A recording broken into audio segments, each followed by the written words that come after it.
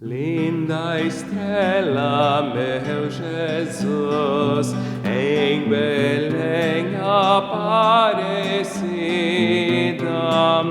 rendo a ti divina luz, esta minha pobre vida.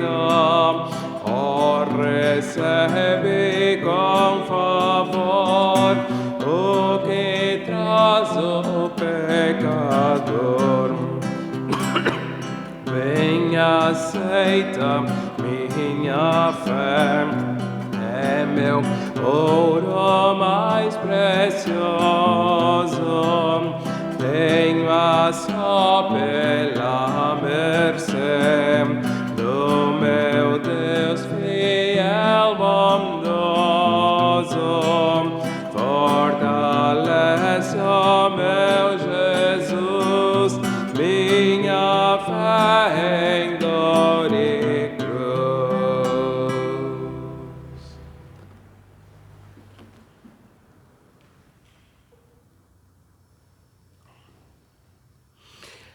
Linda estrela, meu Jesus, em Belém aparecida. Com estes dois versos do hino número 401 do livro de canto da ESLB, dou as boas-vindas a todas as pessoas que assistem esta gravação neste primeiro domingo após Epifania, 10 de janeiro de 2021.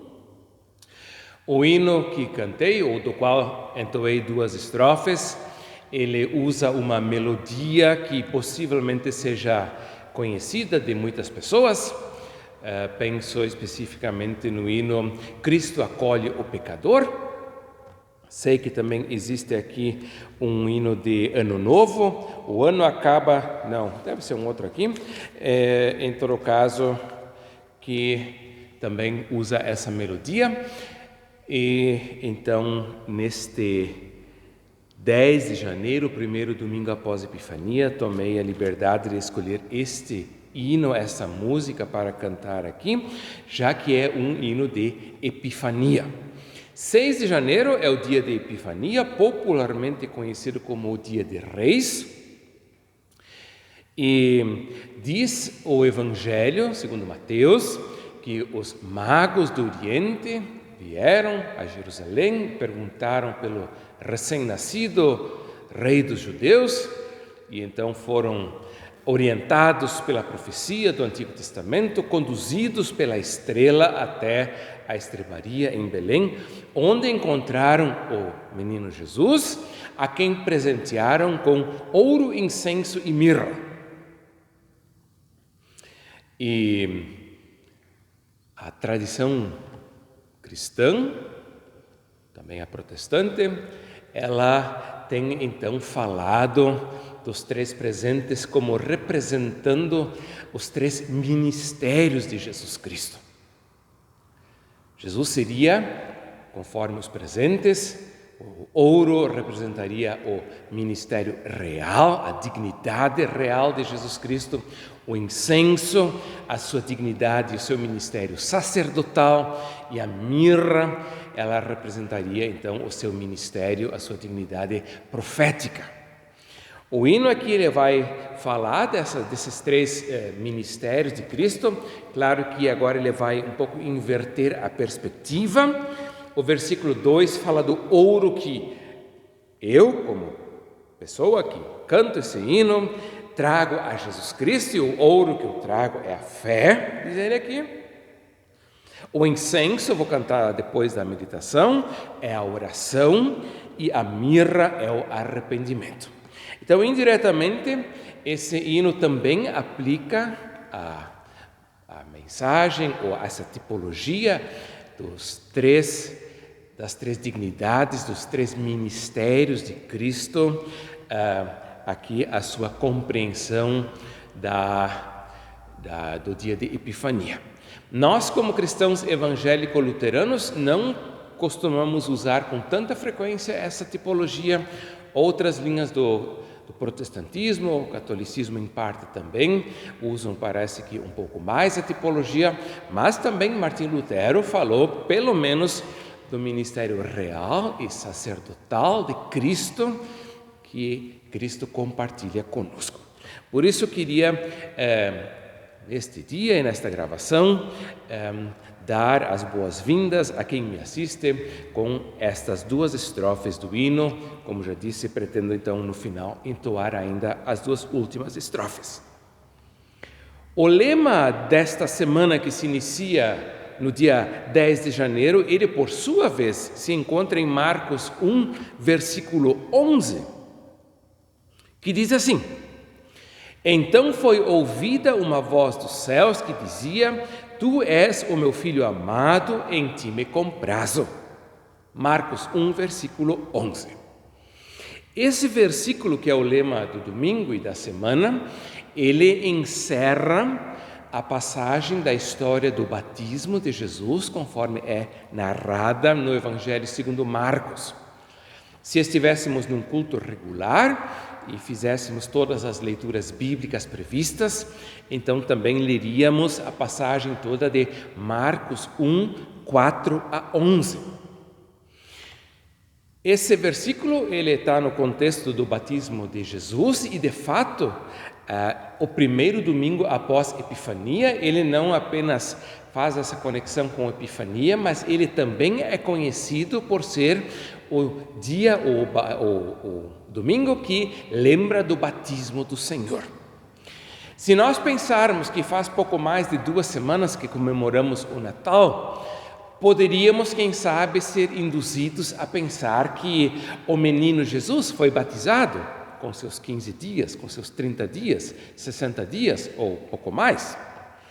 De fato, porém, nós sabemos que o evangelista Lucas, ele afirma e informa que Jesus iniciou o seu ministério de pregação e de curas e sinais quando tinha mais ou menos 30 anos, e a tradição, então, tem falado especificamente em 30 anos como a idade de Cristo, quando ele iniciou a pregar e a operar. E neste período do início do seu ministério, ele foi batizado por João Batista no Rio Jordão. Penso que esta frase aqui, a afirmação de Deus sobre Jesus, depois que Jesus saiu da água do rio, que o céu se abriu, o Espírito veio sobre Jesus como uma pomba, essa voz que diz: Tu és o meu filho amado, em ti me comprazo, ela nos abre duas perspectivas, ou melhor dizendo, nos abre uma única perspectiva, mas em duas direções. Uma vez, o meu filho amado, no qual Deus se compraz, essa é uma afirmação que remete ao livro do profeta Isaías, aos 4 assim chamados hinos do servo sofredor. Lá em Isaías 42, a voz divina, ela fala sobre alguém, mais ou menos com essas palavras: Eis aqui o meu servo, a quem eu sustento, né? O meu amado, em quem a minha alma se compraz. E quando Deus, ele então faz essa afirmação sobre Jesus, que há pouco foi batizado, os ouvintes judeus e os leitores que conhecem a Escritura Sagrada, eles imediatamente fazem essa conexão com Isaías 42 e com os demais hinos do servo sofredor, e dizem: Deus aqui está falando sobre esse seu servo amado e escolhido, e bem sabemos que Isaías fala do servo como aquele cuja trajetória vai levá-lo ao sofrimento, à morte e à ressurreição em favor dos pecadores. Então temos aqui a primeira perspectiva. A outra perspectiva, ela aponta para frente, já que não apenas aqui em Marcos 1 temos essa afirmação: Tu és o meu filho amado, mas também em Marcos 9 temos a afirmação da voz divina que diz aos discípulos: Este é o meu filho amado, a ele ouvi. E lá no final de Marcos, em Marcos 15, vamos ouvir, quando Jesus está crucificado e acaba de morrer, como o centurião romano, aquele pagão, que não era pertencente ao povo de Deus, reconhece e confessa verdadeiramente este homem era o Filho de Deus. E com isso temos em Marcos, por assim dizer, talvez poderíamos comparar a 3 pilares de uma ponte, no início, no meio e no fim, que então sustenta a mensagem do Evangelho, que dá a direção a essa mensagem. Os 3 pilares apontam para essa dignidade filial de Jesus Cristo e, ao mesmo tempo, já que lá no final essa confissão é feita diante da cruz, o evangelista Marcos, então, ao mesmo tempo, no início do Evangelho já, ele dá a pista sobre a direção que ele quer tomar, que é exatamente a cruz. É lá que a filiação divina de Jesus Cristo há de se expressar em sua plenitude. Estamos, portanto, no primeiro domingo após Epifania, que fala da luz de Deus que irradia sobre este mundo. E agora ouvimos aqui do evangelista Marcos que diz: olha, a luz do mundo, o menino Jesus, que nasceu para ser realmente a nossa luz, ele adentrou em um mundo muito escuro, foi lançado em uma trajetória de sofrimento e dor que vai levá-lo por fim à morte e à morte de cruz.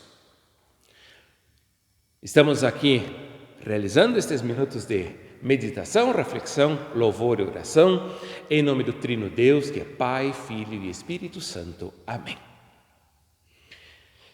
Queridos irmãos, falei de Epifania, quando falei do hino, falei do batismo de Jesus, quando falei do lema da semana, e agora convido a meditarmos alguns minutos sobre o texto do Antigo Testamento, indicado como texto de pregação na nossa igreja para este primeiro domingo após Epifania, que vem lá do Antigo Testamento, como já disse, Gênesis 1, 1-5, que vai conjugar então a Epifania, a manifestação de Deus, a luz de Deus, com a mensagem do batismo, quando vai falar também do Espírito de Deus que paira sobre a água. Eu passo a ler Gênesis 1, versículo 1-5. No princípio criou Deus os céus e a terra. A terra, porém, estava sem forma e vazia, havia trevas sobre a face do abismo, e o Espírito de Deus pairava por sobre as águas. Disse Deus: haja luz, e houve luz. E viu Deus que a luz era boa, e fez separação entre a luz e as trevas. Chamou Deus a luz dia e as trevas noite. Houve tarde e manhã o primeiro dia. Queridos irmãos, caras irmãs, são esses aqui os 5 primeiros versículos da Bíblia. No princípio criou Deus os céus e a terra. A linguagem, o pensar hebraico, até onde sei, ele não conhece uma palavra específica para dizer todas as coisas. Por isso ele sempre recorre a polaridades para então indicar uma totalidade. Então, quando quer dizer, por exemplo, todas as pessoas, o Antigo Testamento, ou em parte também o Novo Testamento, diz os velhos e os novos, os grandes e os pequenos, os ricos e os pobres, e com isso ele indica uma totalidade. Aqui também temos indicada uma totalidade. Deus criou os céus e a terra, como aliás em Gênesis 3, então vamos ouvir da árvore do conhecimento do bem e do mal. Também indica uma totalidade por meio de uma polaridade. Se nós formos prestar atenção, e isso é algo que me tem chamado a atenção nos últimos tempos, é que muitas coisas na vida, e isso realmente transparece em incontáveis situações A nossa vida ela é constituída por essas polaridades e nós precisamos cuidar para não cairmos em polarizações, onde os dois elementos de repente são separados, mas precisamos sempre de novo manter os polos unidos em tensão criativa. Aqui o que nos interessa é dizer que Deus criou todas as coisas, para que o autor do Gênesis diz que ele criou os céus e a terra. A terra, porém, era sem forma e vazia. Ou seja, o agir de Deus, ele em si, ele vai ser um agir de ordenar o caos primordial. Especular agora o que existia antes desse agir divino de ordenação, isso agora é algo que não vem ao caso e não vai levar a nada. O que interessa é constatarmos que Deus é aquele que em seu agir criador coloca em ordem, e assim também no seu agir salvador, coloca em ordem aquilo que está desarrumado, que está caótico. E isso é algo que sempre de novo transparece, por exemplo, quando Deus, no ato da criação, separa a terra das águas e impõe limite às águas do mar. Afinal de contas, as águas, elas são, no Antigo Testamento, sempre de novo símbolo de ameaças à vida humana, são símbolo do caos que ameaça a vida, não apenas humana, mas de toda a criação. Deus ordena o caos e torna a vida possível. Para isso, ele recorre, por assim dizer, a uma terra que estava sem forma e vazia. E agora segue: havia trevas sobre a face do abismo e o Espírito de Deus pairava por sobre as águas. Temos aqui dois aspectos. Uma vez a relação entre Espírito e água. Essa é uma relação que, pelo menos no Novo Testamento, ela vai se tornar corrente, né? Quando Jesus vai falar, por exemplo, do novo nascimento da água e do Espírito, e quando sempre de novo o batismo ele vai ser destacado, afirmado como sendo o lugar onde nos é concedido o dom do Espírito Santo. O outro aspecto que é importante aqui e que a igreja cristã tem destacado é o fato de que lá na criação não apenas o Deus Pai estava em ação, embora ele de maneira proeminente o fizesse, mas ao mesmo tempo também as outras duas pessoas da Trindade. A tradição cristã ela tem dito então que o agir do Deus triuno para fora, ou seja, não em sua relação entre as três pessoas, mas na sua relação com o mundo, sempre é um agir indivisível. Uma pessoa está em destaque, mas as outras duas também estão presentes. Aqui no caso, o Deus Pai está em destaque, o Deus Pai Criador. Mas as outras duas pessoas também estão presentes, por exemplo, o Espírito de Deus que paira sobre as águas.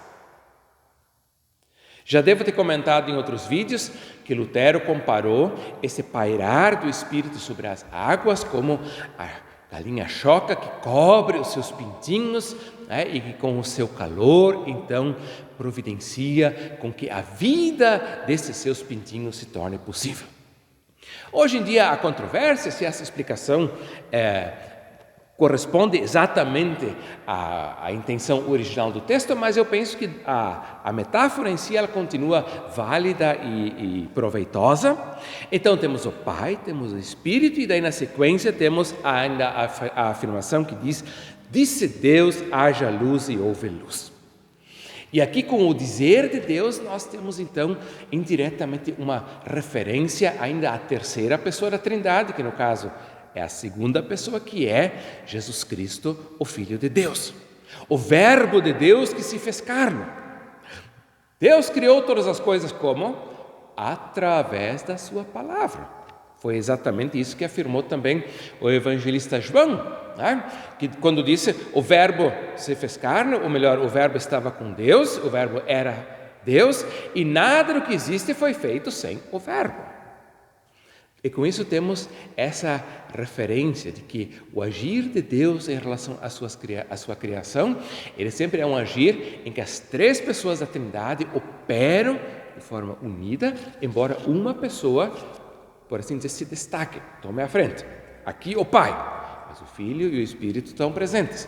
Assim também no agir redentor do Filho, o Filho vai estar destacado, mas o Pai e o Espírito também estão em ação. E finalmente, lá na restauração de todas as coisas, na manifestação plena do Espírito Santo, do reino de Deus, o Espírito Santo vai ser o agente em evidência, mas o Pai e o Filho também estarão presentes como o único Deus em três pessoas. Temos, portanto, vários aspectos que se unem aqui. A luz do mundo, Jesus Cristo, que é confessada no dia de Epifania, ela que se manifestou lá no menino de Belém, o Filho amado que veio para ser luz, mas que adentrou um caminho de escuridão, de sofrimento, de dor e de morte em nosso favor, e finalmente o agir de Deus, que é sempre um agir das três pessoas em conjunto, o Pai, o Filho e o Espírito Santo, embora que daí, de caso a caso, uma das pessoas ela receba um pouco mais de destaque. Cantei no início as duas primeiras estrofes do hino número 401 do livro de canto da ISLB e vou então agora entoar ainda as duas últimas estrofes que falam do incenso, referência ao sacerdócio, e falam da mirra, com referência ao arrependimento, que então aponta para o ministério profético de Jesus, né? E a profecia, bem sabemos, ela era um ministério de chamado ao arrependimento.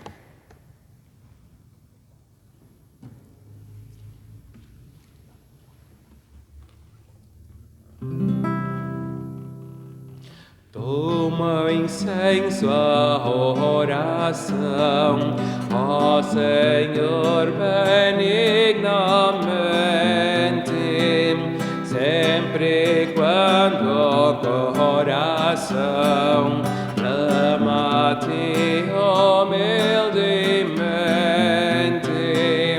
minha prece, por favor, queiras aceitar, Senhor. Toma mirra, meu Senhor, do meu arrependimento.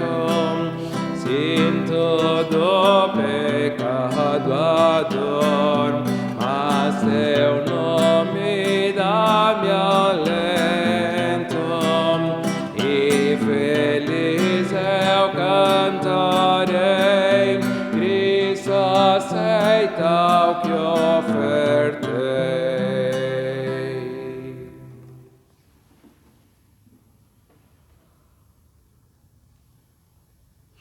Oremos. Agradecemos, bondoso Deus, nosso Pai e Senhor, pela Tua Palavra. Obrigado, Senhor, que Jesus Cristo veio a este mundo como a luz do mundo. Obrigado, Senhor, que o nosso Senhor, Jesus Cristo, nascido em Belém, a luz do mundo, adentrou as trevas do pecado, do sofrimento, da morte, em favor de nós pecadores, para que, de fato, a luz vença definitivamente as trevas. E obrigado, Senhor, que podemos confessar sempre de novo a fé num Deus triuno, todos os dias do ano, todos os domingos do calendário, como também fazemos neste primeiro domingo após Epifania, em que lembramos o batismo de Jesus Cristo. Obrigado, Senhor, que te manifestaste e continuas a manifestar e operar como Deus triuno, um Deus em três pessoas, Pai, Filho e Espírito Santo. Confiamos a Ti a nossa vida, a nossa casa, a nossa família. Cuida da saúde de todos nós. Abençoa a nossa comunidade ou as nossas comunidades na Lomba Grande e na Feitoria. Abençoa todos os membros, especialmente os cansados, abatidos e doentes, mas também os alegres e contentes. Queremos seguir nos confiando em Tuas mãos neste ano que ainda está se iniciando. Agradecemos pela Tua companhia, pela Tua proteção e Tua bênção sobre nós. Tudo isso pedimos e agradecemos e unimos na oração que Jesus nos ensinou quando dizemos: Pai nosso que estás nos céus, santificado seja o Teu nome. Venha o Teu reino, seja feita a Tua vontade, assim na terra como no céu. O pão nosso de cada dia nos dá hoje, e perdoa-nos as nossas dívidas, assim como nós também perdoamos aos nossos devedores. E não nos deixes cair em tentação, mas livra-nos do mal, pois Teu é o reino, o poder e a glória para sempre. Amém. O Senhor te abençoe e te guarde. O Senhor faça resplandecer o seu rosto sobre ti e tenha misericórdia de ti. O Senhor sobre ti levante o seu rosto e te dê a sua paz. Amém.